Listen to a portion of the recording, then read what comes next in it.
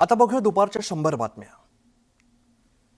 उद्धव ठाकरेंची आज दुपारी 4 वाजता पत्रकार परिषद पार पडते। दसरा मेळाव्याच्या पार्श्वभूमीवर ठाकरे नेमकं काय बोलणार याकडे सगळ्यांचं लक्ष आहे। ठाकरेंच्या शिवसेनेकडे विचारच शिल्लक नसल्याची टीका आशिष शेलारांनी केली आहे, तर चुकीचा प्रचार आणि काँग्रेस समोर लाचार असल्याचंही आशिष शेलारांनी म्हटलं आहे। ठाकरेंच्या शिवसेनेच्या दसरा मेळाव्यावरून केशव उपाध्याय यांनी खळबळजनक दावा केलाय। दसरा मेळाव्याचा खर्च 63 कोटींच्या घरात असल्याची माहिती केशव उपाध्यायांनी दिली आहे। उपाध्यायांच्या दाव्यामुळे वादाला तोंड फुटण्याची शक्यता आहे। शिंदेच्या शिवसेनेच्या दसरा मेळाव्याचा टीझर जारी झालाय। चला लुटायला शिवसेनेच्या दसरा मेळाव्याचं सोनं असा उल्लेख या टीझरमध्ये करण्यात आला। बीडच्या भगवान भक्तिगडावरती भाजप नेत्या पंकजा मुंडे यांच्या उपस्थितीत उद्या मेळावा पार पडतोय। या मेळाव्याची तयारी आता अंतिम टप्प्यात आली आहे। दसरा मेळाव्याच्या व्यासपीठावरून पंकजा मुंडे नेमकं काय बोलणार याकडे सगळ्यांचं लक्ष आहे। दसरा मेळाव्याच्या तोंडावरती मनोज जरांगे यांची प्रकृती बिघडली आहे। व्हायरल तापामुळे जरांगेंना छत्रपती संभाजीनगरमधील रुग्णालयात दाखल करण्यात आलं। मात्र दसरा मेळाव्याला जाण्यावरती जरांगे पाटील ठाम आहेत। नाशिकमध्ये राज आणि उद्धव ठाकरेंचे एकत्रित बॅनर्स लावण्यात आलेत। उद्या होणाऱ्या दसरा मेळाव्याच्या पार्श्वभूमीवर शहरात शिवसेना कार्यकर्त्यांकडून बॅनरबाजी करण्यात आली। प्रतिटन ऊसामागे 15 रुपये कपात करण्याचा निर्णय मुख्यमंत्री देवेंद्र फडणवीस यांनी घेतल्यानंतर साखर संघाचे उपाध्यक्ष प्रताप ओहोळ यांनी टीका केली आहे। ऊस उत्पादक शेतकरी खूप श्रीमंत आहे असं समजू नका। ऊस उत्पादक टिकला तरच कारखानदारी टिकेल असंही ते म्हणाले। काँग्रेसची संविधान सत्याग्रह पदयात्रा वर्ध्यामध्ये दाखल झाली। यावेळेला संघ हा समाजात विष कालवण्याचं काम करतोय, त्यामुळे संघाला विसर्जित करण्याची मागणी काँग्रेस प्रदेशाध्यक्ष हर्षवर्धन सपकाळ यांनी संघावरती टीका करताना केली। विदर्भासह महाराष्ट्रातील शेतकऱ्यांची अवस्था अतिशय वाईट झाली आहे। शेतकऱ्यांची कर्जमाफी करा अन्यथा सत्ता सोडा अशी मागणी यशोमती ठाकूर यांनी केली। दसऱ्यापूर्वी 70% शेतकऱ्यांना आणि दिवाळीपूर्वी सर्व शेतकऱ्यांना सरकार मदत करणार असल्याचा दावा भाजप नेते संभाजी पाटील निलंगेकर यांनी केलाय। तर मांजरा नदीवरील 6 गेट न उघडल्यामुळे झालेल्या नुकसानीबाबत पाटबंधारे विभागाच्या अधिकाऱ्यांच्या चौकशीचे आदेश देण्याची माहिती त्यांनी दिली आहे। जालन्यात सुरू असलेल्या दीपक बोराडे यांच्या आंदोलनाला समर्थन देण्याच्या पार्श्वभूमीवर सिल्लोडमध्ये धनगर समाजाच्या वतीने रास्ता रोको आंदोलन करण्यात आलं। यावेळेला आंदोलकांनी जोरदार घोषणाबाजी केली।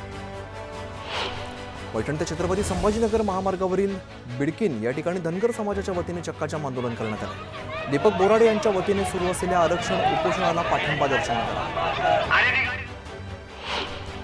धाराशिवच्या थेर गावातील धनगर बांधव रस्त्यावरती उतरला असून मेंढरं घेऊन धनगर बांधवांनी धाराशिवकडे येणारा रस्ता अडवून धरला। सरकार आंदोलनाची दखल घेत नसल्यामुळे धनगर बांधवांनी आक्रमक पवित्रा घेतला। धाराशिवच्या इटकळ सोलापूर महामार्गावरती धनगर बांधवांनी आंदोलन केलं। जालन्यामध्ये दीपक बोराडे करत असलेल्या उपोषणाकडे सरकार दुर्लक्ष करत असल्याचा आरोप करण्यात आला। तत्काळ आरक्षणाची अंमलबजावणी करण्याची मागणी सुद्धा केली आहे। आरक्षणाच्या मागणीसाठी धनगर समाज आक्रमक झालाय। सोलापूर हैदराबाद महामार्गावरती रास्ता रोको आंदोलन करण्यात आलंय। मागील 15 दिवसांपासून जालन्यातील दीपक बोराडे धनगर समाजाच्या मागणीसाठी उपोषण करत आहेत। त्यांना पाठिंबा देण्यासाठी आंदोलनाची हाक दिली आहे। जालन्यातील काजळा फाटा या ठिकाणी धनगर समाजाच्या वतीने रास्ता रोको आंदोलन करण्यात आलं। रस्त्यावरती टायर जाळत राज्य सरकारचा निषेध करण्यात आला। जालना परभणी महामार्गावरती धनगर समाजानं चक्काजाम आंदोलन केलंय। वाटूरमध्ये धनगर आंदोलकांनी महामार्ग अडवत धनगर समाजाला एसटी प्रवर्गातून आरक्षण देण्याची मागणी केली आहे। दीपक बोराडे यांच्या समर्थनार्थ हे आंदोलन करण्यात आलं। धनगर समाज आरक्षणाच्या मागणीसाठी पुन्हा आक्रमक झालाय। परभणीत ठिकठिकाणी धनगर समाजानं रास्ता रोको आंदोलन केलंय। जालन्यातील उपोषणाला पाठिंबा देण्यासाठी हे आंदोलन करण्यात आलंय। छत्रपती संभाजीनगर जिल्ह्यातील धुळे सोलापूर राष्ट्रीय महामार्गावरील मुरमा फाटा या ठिकाणी धनगर समाजाने रास्ता रोको आंदोलन केलं। यावेळेला महिलांनी मोठ्या प्रमाणात सहभाग घेतला। रायगड जिल्ह्यातील कोळी आदिवासी समाजाने अलिबाग या ठिकाणी जिल्हाधिकारी कार्यालयावरती मोर्चा काढला। आमच्या जमातीमध्ये आरक्षणासाठी इतरांना समाविष्ट करू नका अशी मागणी करण्यात आली। धनगर समाजाचे नेते दीपक बोराडे यांच्या उपोषणाचा आजचा हा 16वा दिवस आहे। मात्र अद्याप सरकारने उपोषणाची दखल घेतली नाही। त्यामुळे जालन्याच्या अंबड तालुक्यातील शिरनेर फाट्यावरती धनगर समाजाने टायर जाळत रास्ता रोको आंदोलन केलं। एसटी प्रवर्गातून आरक्षण मिळण्यासाठी सिंदखेड राजा या ठिकाणी शेकडो मेंढ्या घेऊन धनगर बांधव रस्त्यावरती उतरले। जोपर्यंत मागण्या मंजूर होणार नाही तोपर्यंत रस्ता सोडणार नाही असा पवित्रा समाज बांधवांनी घेतला। धनगर समाज आरक्षणासाठी आक्रमक झालेला आहे। यावेळेला त्यांनी आमदार अमोल जावळे यांच्या घरासमोर ढोल वाजवत ठिय्या आंदोलन केलंय। येळकोट येळकोट जय मल्हारच्या घोषणा देत त्यांनी परिसर रणआणून सोडला। प्रभादेवी आणि परळ या भागांना जोडणाऱ्या प्रभादेवी पुलाचं पाडकाम रखडण्याची शक्यता आहे। या पाडकामात मध्य रेल्वेने हिरवा कंदील दाखवला असला तरी सुद्धा पश्चिम रेल्वेकडून अद्याप परवानगी मिळालेली नाहीये। पश्चिम रेल्वे एकरकमी 59 कोटींची मागणी करत असल्यामुळे हे पाडकाम रखडण्याची शक्यता आहे। मालाड आणि कांदिवलीमध्ये 2 नवीन जोड रस्ते तयार करणार येणार होते आणि वर्सोवा दहिसर सागरी किनारा मार्गाला पूरक असे रस्ते आहेत। त्यामुळे मालाड कांदिवलीतील रहिवाशांना सागरी किनारा मार्गावरून थेट मुंबईत जाता येणं शक्य होणार आहे। या प्रकल्पासाठी 2200 कोटी रुपये खर्च अपेक्षित असून मुंबई महापालिकेच्या पूल विभागाने याकरता निविदा मागवलेल्या आहेत। फडाच्या कोकण मंडळाच्या 5354 घरांच्या आणि सिंधुदुर्ग जिल्ह्यातील ओरोस कुळगाव बदलापूर या ठिकाणी 77 भूखंड विक्रीकरता आयोजित सोडतीसाठी मंडळातर्फे सुधारित वेळापत्रक जाहीर करण्यात आले। नव्या वेळापत्रकानुसार सोडत आता 11 ऑक्टोबरला पार पडणार आहे। माडाच्या घराचा ताबा मिळाल्यापासून पुढील 5 वर्ष हे घर गाडेधारकाला विकता येत नाही, पण यापुढे माडाच्या सोडतीतील घराचा ताबा मिळाल्यानंतर ते केव्हाही विकण्याची मुभा विजेत्यांना गाडेधारकांना मिळण्याची शक्यता आहे। विकास नियंत्रण नियमावली 15 अंतर्गत 4000 चौरस फुटांपेक्षा मोठ्या भूखंडावरील निवासी प्रकल्पातून मुंबई महापालिकेला 800 घरं मिळालेली आहेत। या घरांचा ताबा पालिकेला मिळालेला असून त्यापैकी 586 घरांची येत्या दिवाळीमध्ये लॉटरी काढली जाते। आजपासून आधार कार्डच्या नियमामध्ये बदल झालेला आहे। 10 वर्षांपूर्वीचं आधार कार्ड असल्यास आता अपडेट करणं अनिवार्य केलेलं आहे।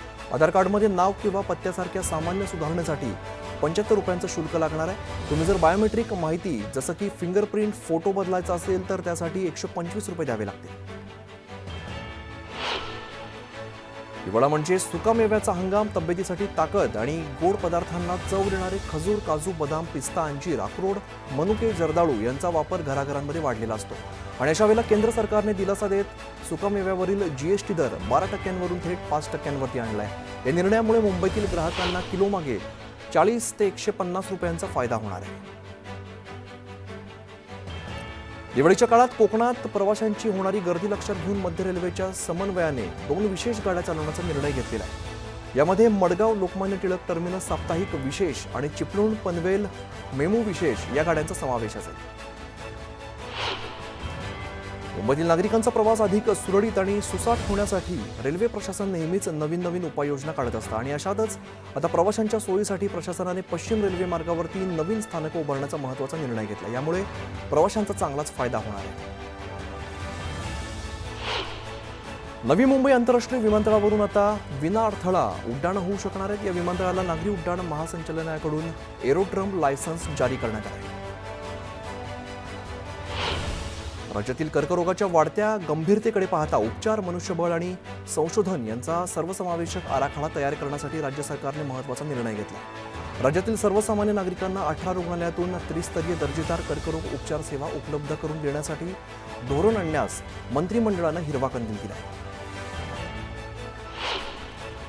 हिंदुस्थानाने गेल्या काही वर्षात मोठ्या प्रमाणात सोनं खरेदी केलेली आहे। गेल्या वर्षभरात सोन्याने भारतीय शेअर बाजारापेक्षा जास्त परतावा दिलेला आहे। त्यामुळे गुंतवणूकदार श्रीमंत झालेत। तसंच सोन्याने विक्रमी उच्चांक गाठलेला आहे। देशातील सोन्याचं मूल्य 30 लाख कोटींवरती पोहोचलंय, जे अनेक देशांच्या GDP पेक्षा सुद्धा जास्त आहे।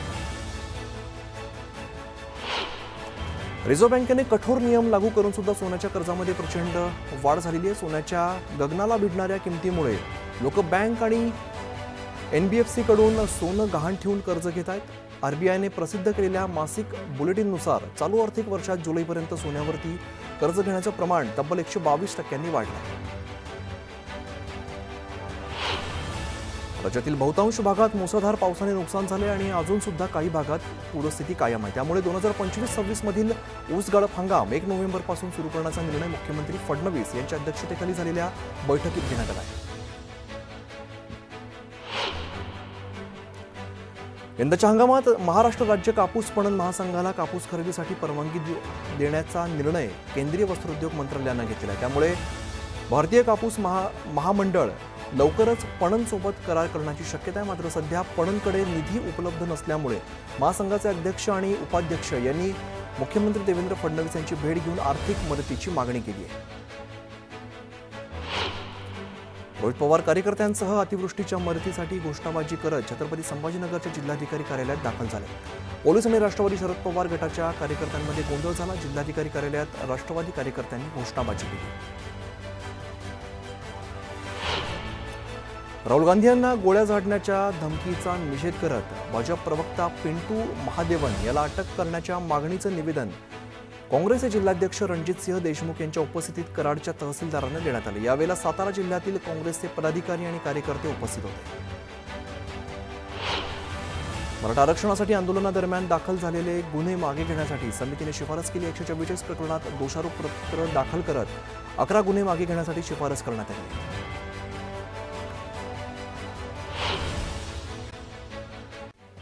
नवरात्रोत्सवानिमित्ताने रुक्मिणी मातेला पारंपरिक पद्धतीने पोशाख परिधान करण्यात आला. दुर्गाष्टमी निमित्ताने शुभ्र वस्त्र परिधान करत पारंपरिक सुवर्ण अलंकार परिधान करण्यात आले.